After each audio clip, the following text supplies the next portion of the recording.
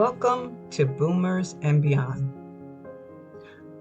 I'm your host, Antionette Blake, the Delaware Blogger. People know me as a DE Diva, and today's episode is a little different.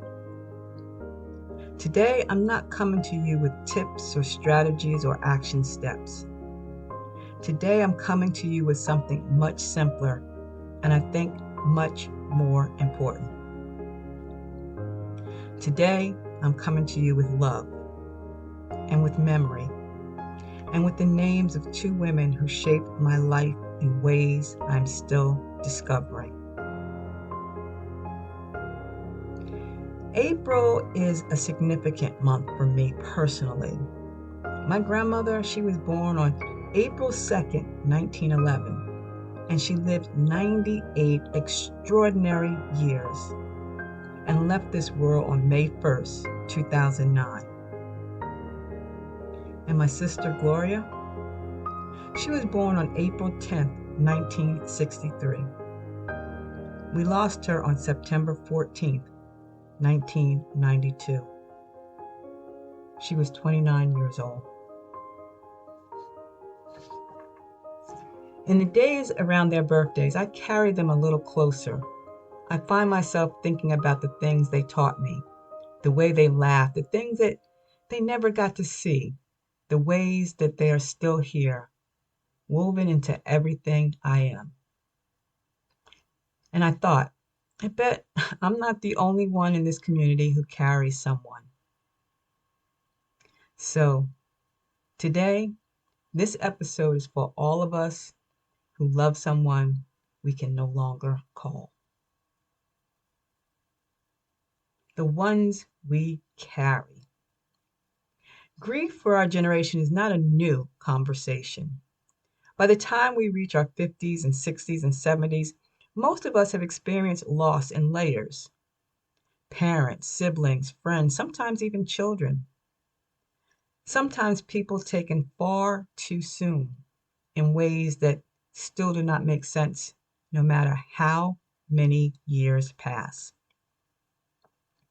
And the culture we live in does not always make room for that grief. We're expected to move on through it quickly, to bounce back, to be strong for everyone else. And so many of us learn to carry it quietly, tucked just beneath the surface, present but unspoken. But here's what I know from my own experience and from the conversations I've had with this community every week. The grief does not actually shrink. What happens is that we grow around it. We build a life that is large enough to hold both the loss and the love at the same time. And that's not a weakness. That is the most profound kind of strength. My grandmother, she lived 98 years, 98. She was born in 1911, and she lived through things none of us can fully imagine. The Great Depression, World War II, the Civil Rights Movement, the moon landing, and the beginning of the rise of the internet. She witnessed nearly a century of history, and she carried all of it with grace that I'm still trying to learn from. On the other hand, my sister, Gloria, she was 29 when she left us. 29. And I want to say this out loud because I think sometimes we rush past the grief of losing someone young, as if the shortness of the life somehow makes the loss smaller. It doesn't. If anything, it makes it more tender.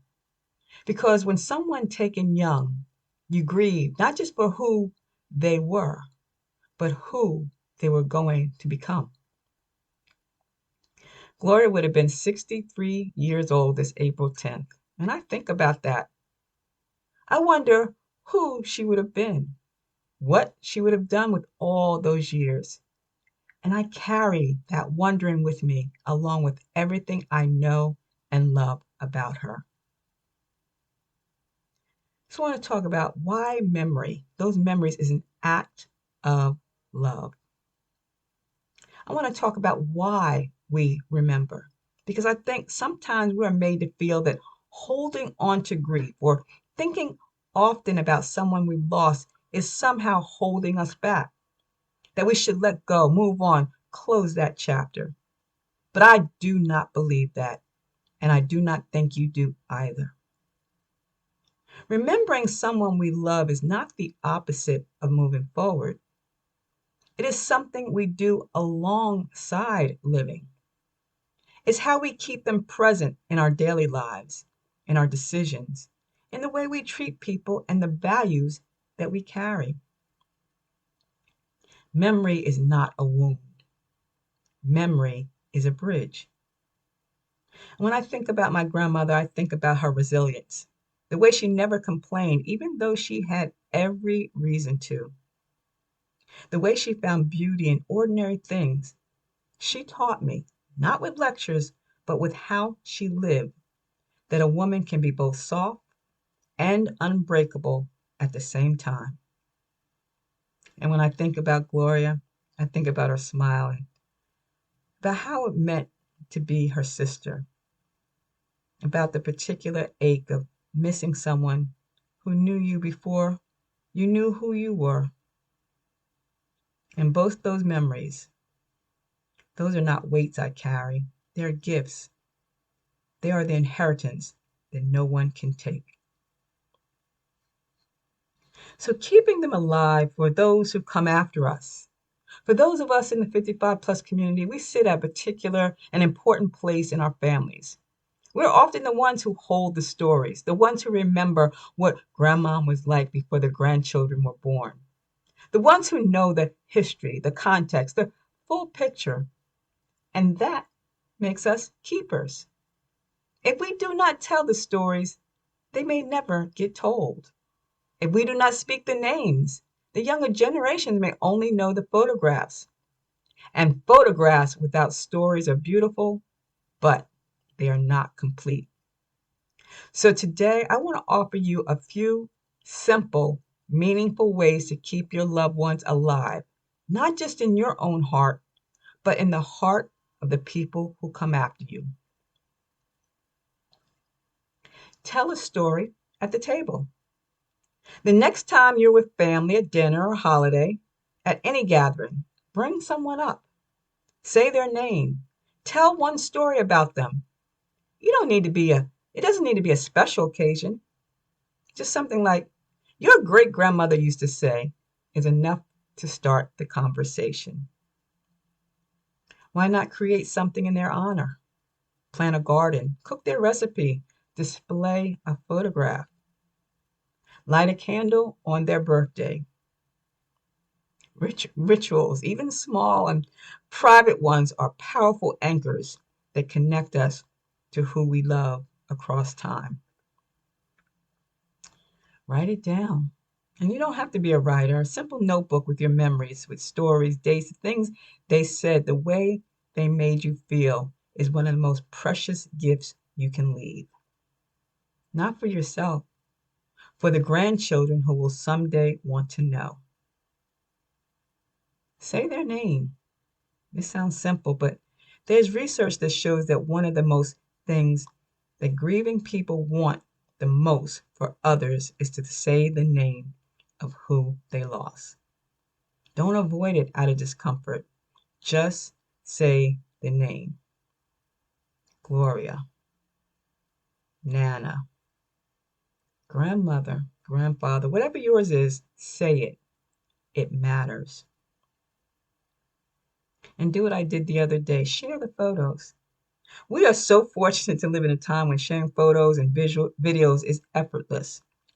You can post a video in memory, like I did on TikTok.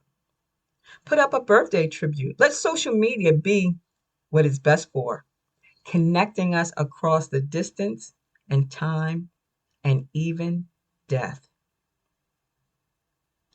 And for those of you who are in fresh grief, before I close, I want to speak directly to you, someone who may be in the middle of a fresh loss right now, someone for whom the wound is still open, someone who is wondering how they're going to get through the next week, the next holiday, the next birthday.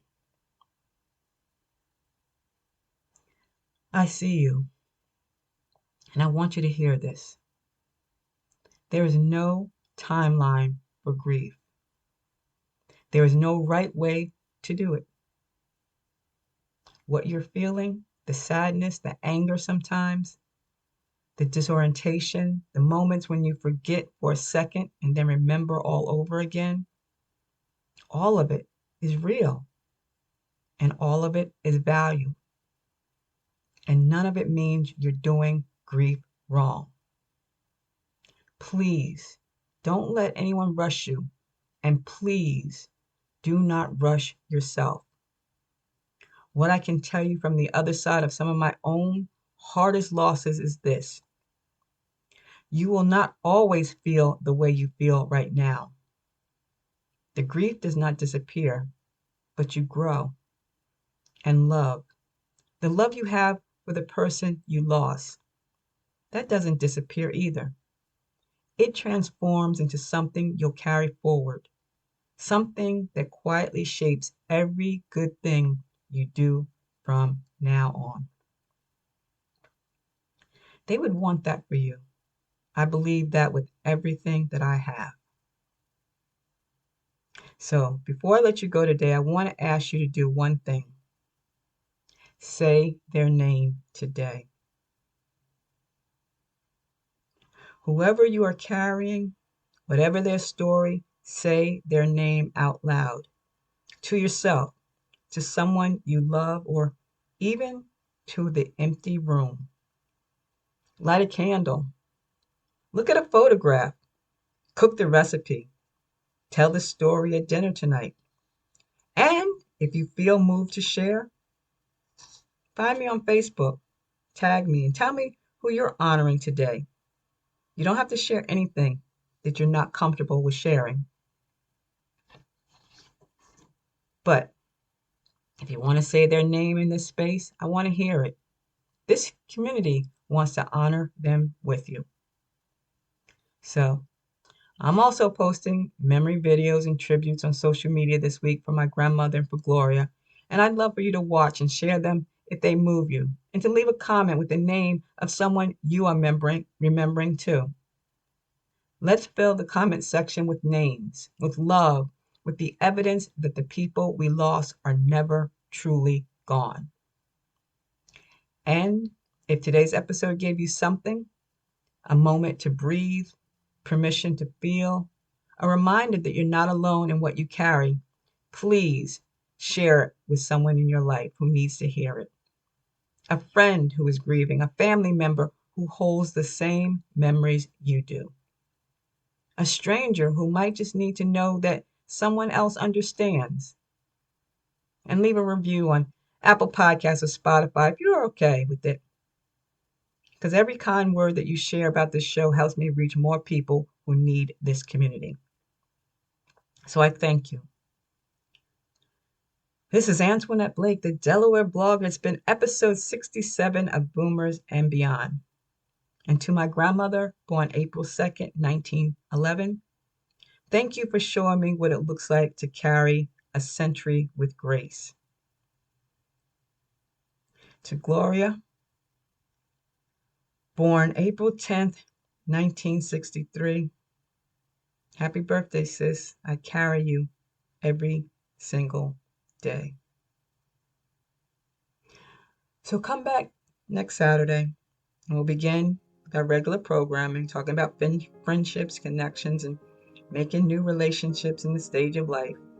But until then, hold your people close. Tell them you love them. And if they're no longer here, say it anyway. I believe they still know.